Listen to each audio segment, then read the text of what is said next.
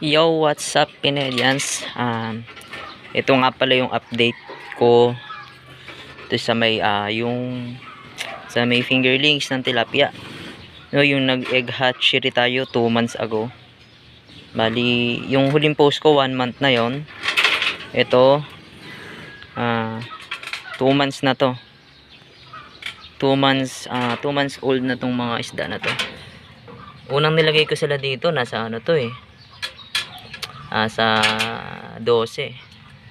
Ngayon 2 months, after 2 months 9 na lang sila.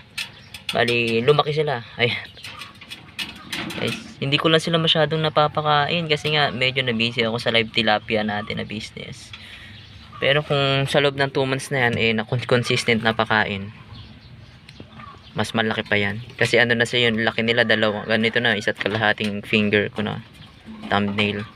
Siguro ang ginagawa nila para mabuhay sila, ito, pumapapak na lang sila na nilagay kung kangkong.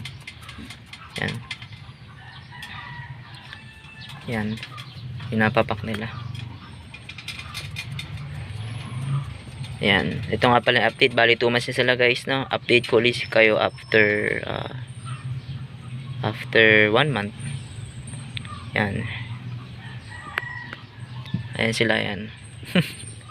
Masisigla naman sila. Yan, kasi pinalitan ko ng tubig to. Naging na sila, green, dark green no, kahapon. Ngayon pinalitan ko 100% yan, poso. So hindi naman sila masyado na stress. Ayan, kumakain-kain naman yan. Ngayon mamaya papakainin ko na sila. Okay, sa mga ganito pa na mga video, pwede po kayong mag-comment. Meron pala nag-comment sa akin.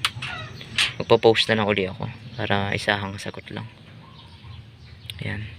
Bye!